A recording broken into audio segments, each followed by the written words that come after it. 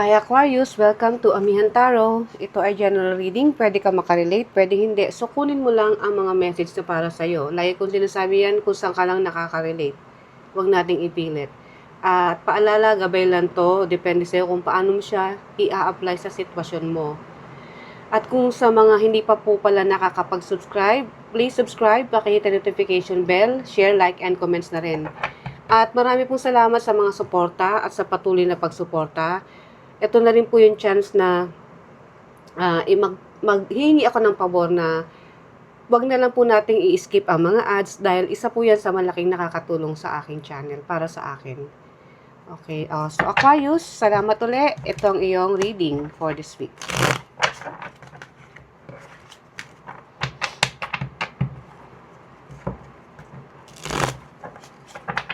Universe, ano ang mga message na paparating kay Aquarius this week?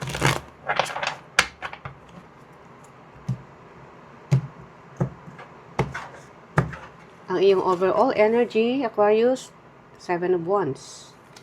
Challenge, 9 of Cups. Ang iyong focus, 3 of Swords. Ang iyong blessing, 4 of Swords. And then, ang iyong future energy, 4 of Swords, 9 of Swords. And then, ang outcome, the Empress. Okay, medyo mabigat ang iyong reading, Aquarius. I don't know, hindi pa natin alam kasi hindi pa nakaklarify. Ang iyong overall energy is 7 of Wands. Kailangan mo raw protektahan ang dapat mong protektahan. Pwedeng ari-arian ang iyong emosyon or literal na protektahan mo ang iyong sarili kung sino man itong gustong nakikita ko dito merong may hindi magandang intention sa'yo. That's why nagkukos sa'yo ng 3 of Swords, which is hindi magandang energy to. Ayoko sabihin na backstab, traitor, or may mga hindi ginawa maganda. Kung sino man yan, o anong sitwasyon man yan, kailangan mong lumaban. Huwag mong hayaan na kontrolin ka. And then, ang iyong challenge is 9 of Cups. Yeah. Parang pinag-uusapan dito is yung peace of mind. Huwag mo raw silang hayaan. Kung meron bang pinaglalaban, either pera, ari-arian, kung ano yung para sa'yo, sa'yo lang yan. Walang pwedeng umagaw. Lalo na kung ito'y pinaghirapan mo, pwedeng ito'y sitwasyon o relationship. Pwedeng bagay, pwedeng tao. Ito'y tao na nagmamalasakit sa'yo, and then, nakakaramdam ka ng hindi magandang issue o may pag-aaway o hindi pagkakasunduan, nagiging challenge siya para sa buhay mo. And then, ang iyong focus, 3 of Swords. Well, kung sa tingin mo, kailangan mong depensahan, magkaroon ng boundaries, gawin mo. Kasi, kung hindi, maaapektuhan kung ano yung mga ginagawa mo sa pang-araw-araw. Yung iyong productivity, yung mood mo, lahat. Kaya, kung pwede lang, bawas-bawasan ang stress. And then, ang iyong blessing, 4 of Swords. So, kahit anong stress ang maranasan mo this week, Aquarius, kaya mong i-handle. Kaya nga sabi ko sa'yo, palaban ka eh. Sisiguraduhin mo na yes, may stress, pero mapapanatili mo pa rin na yung health mo is nasa kondisyon. Hindi ka pa rin maaapektuhan. Para sa'yo, kailangan kong maging matatag. At ginagawa mo nga yun, kasi alam mo ang nagkakos naman ng sakit is yung stress eh. Kaya nga sabi ko sa'yo, ang focus mo is yung wag ka ma-stress, which is nakikita ko. Hindi mo hinahayaan yan. At pag yun ang ginawa mo, kasi ang stress maraming pwedeng ibigay na sakit sa katawan ng tao. So, since hindi mo siya iniinda masyado o hindi mo talagang ina-absorb, hindi ka magkakasakit. Kasi wala lang eh. Ganun talaga. But in the future, tingnan natin kasi babalik kung ano man to. So, maging aware ka. Magkukos sa'yo ng anxiety and overthinking. And then, ang iyong outcome, the Empress. Alam mo, ang nakikita ko, since ito'y reading na hindi lang to sa tao. Mayroong kayong aagawan o hindi mapagkasunduan. And then, it's regard to ari-arian. Kasi, the Empress is abundance. Or kung ano yung meron ka. So, sabi ko nga, either tao na nagkakaroon kayo ng conflict when it comes to ari-arian. Let's say, mana. Okay, let's clarify.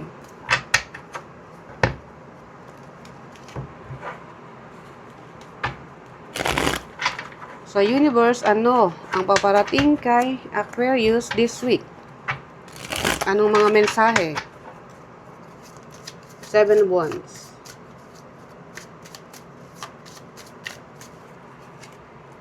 King of Pentacles, 10 of Cups, and the 7 of Swords. Yes. 7 of Swords is yun yung mga taong gumagawa ng hindi maganda or merong ibang agenda na hindi mo ikakatuwa. And yes, it is regards to family na ang pinag-uusapan dito, which is King of Pentacles, is isang bagay or ipinamana ng inyong ninuno na ngayon is nagkakaroon kayo ng conflict when it comes to, yun nga, mga ari-arian. Kung sino ang kung kanino to, kung sino ang dapat sa ganitong mana, or kung saan mapupunta, yun yung mga pinag-aawayan ninyo. So, ikaw, alam mo kung ano ang tama, alam mo kung anong gagawin mo, at hindi ka papayag na may gulangan na magaganap. So, nakabantay ka palagi kung ano mga update, kung ano nangyayari. Okay, and then 9 of Cups. The Moon, yes, sabi ko na nga ba, the Moon, 5 of Cups, and the King of Swords. Okay. Huwag masyado mabait Alam kong ano ka pagdating kasi sa ganitong pamilyang pinag-uusapan, may pagka-sensitibo. So, ikaw, pinananatili mo maging matatag, matibay, but at the same time, medyo lumalambot yung puso mo. So, yan yung nagiging challenge mo. But dito, ina-advise ka o pinapakita sa'yo ng universe na maging matalino ka. Isipin mo maigi kung dapat mo bang maging lumambot or mag-isip. Gamitin mo yung talino mo. Ngayon mo mapapakinabangan yung pagiging matalino mo sa pagdidesisyon, Aquarius. Dahil kung hindi, isang pagkakamali, isang desisyon na hindi mo alam na may nangyayari na palang mga hocus-pocus behind you, baka magsisi ka. At malaman mo na lang na in the end, may mga masasayang ka palang bagay na para sa iyo. Kumbaga, baka hindi maging fair ang hatian. Kasi ang nakikita ko rito is, hindi siya tungkol sa career. Siya ay tungkol sa pera na parang may conflict pinag-aagawan, pinag-aawayan. Let's say, hindi kayo magkasundo, may ibang gusto na yung ganito, yung pamana, meron namang ayaw ng ipaghati-hatian. I don't know, yun na nakikita ko rito. And the 3 of Swords.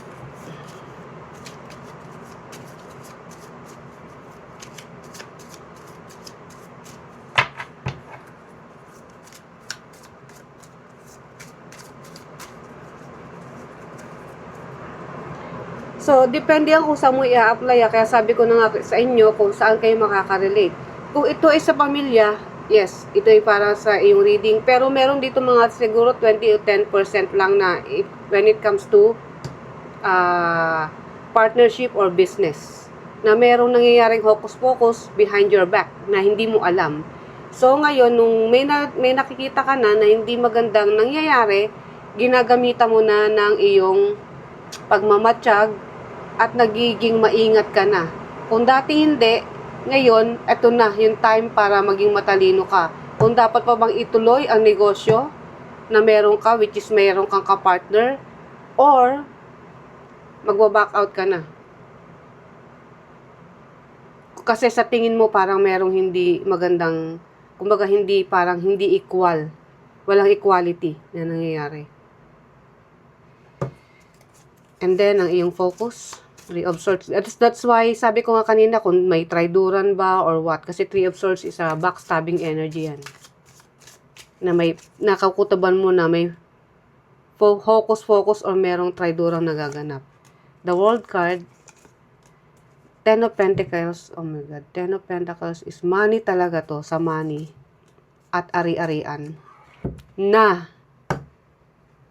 pinamana ng inyong ancestors or pinamana lang, hindi naman pag sinabi pamana may namatay or what. No, meron kasing ganun, pinamana kahit na sabihin pang nandiyan pa yung magulang, gusto nang hati-hatiin sa mga anak. So yun ang nakikita ko rito. That's why, paulit-ulit ko sinasabi, pwedeng ari-arian or pwedeng sa negosyo. Ten of Swords in reverse. Yes.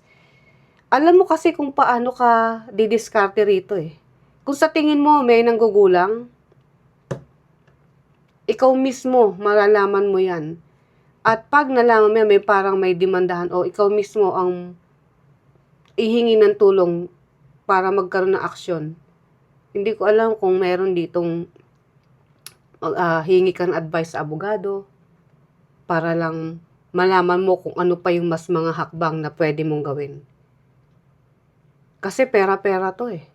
At hindi mo hahayaan na masaktan ka o madihado ka. That's why in reverse ang iyong Ten of Swords.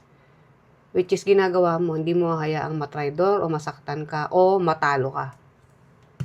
And then, ang iyong blessing, Four of Swords. That's why sabi ko nga eh, yung pananahimik mo minsan, isa yan sa mga tactic na ginagawa mo. Sorry. Na hindi nila alam, kumikilos ka rin ng palihim. Kung ano yung dapat mong gawin. Ang iyong blessing, Four of Swords, the Justice, see, the Justice card. Sabi ko lang, di ba kanina, Two of Pentacles and the Fool.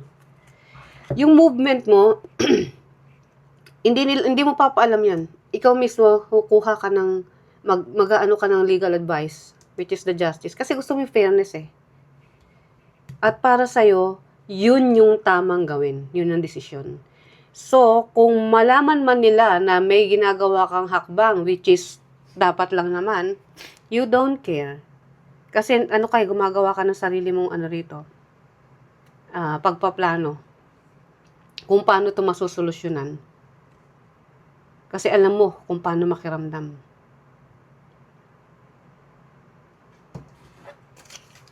And then, ang iyong future energy, Nine of Swords. The Hermit, Nine of Swords, oh my God, Nine of Swords pa rin in the future.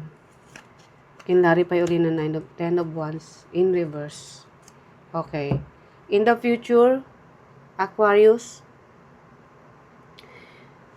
hindi ka papayag at alam ko yan. Dahil ayaw mo ng failure eh, ayaw mo malugi. Gusto mo makuha kung ano yung nararapat sa'yo. Ten of Wands in reverse, yes, nag-cause sa'yo ng anxiety, pero it's worth it. Kasi lahat ng effort, it's worth it. It's worth the wait. Kasi nag-intay ka rito eh. Yung pinagtrabahuan mo, sulit. Kasi magkakaroon siya ng magandang outcome. Kung ano ang para sa'yo, parte-parte man yan, mabibigyan ng tamang desisyon. Magkakaroon dito ng kaso. Nakikita ko. That's why meron ditong justice. Pero magkukos sa'yo yan anxiety. Kasi, in your future energy is Nine of Swords, which is anxiety, naguguluhan ka, nai-stress ka, at i-clarify pa rin ng anxiety ng Nine of Swords, which is mararanasan mo yan in the future. But then, lahat ng pagod mo, lahat ng ginawa mong effort, mabibigyang luwag. Kaya nga, Ten of Swords in reverse, Ten of Wands in reverse. Sulit. Yung pagod, yung hirap, mawawala. Dahil yon sa ginamitan mo rin ng iyong instinct. Kung anong paraan ang dapat gawin. And then, ang iyong outcome, the Empress. The High Priestess, the Five of Wands, and the Two of Pentacles. Hindi siya magiging smooth sailing, kumbaga, hindi. may mga taong parang hindi sang-ayon sa magiging resulta. Para sa kanila, ayaw nilang tanggapin yung pagkatalo kasi meron ditong hindi papaboran eh.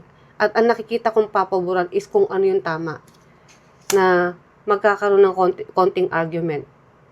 So, kung ikaw nararamdaman mo yan, ang magandang dapat mo lang gawin dito, which is ito, yung outcome, is manahimik ka na lang.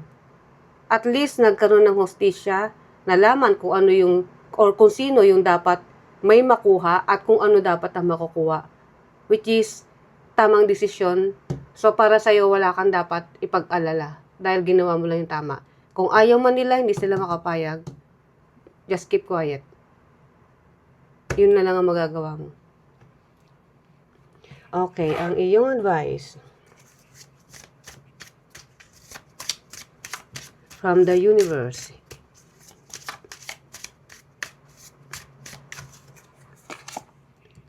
Clearing depth.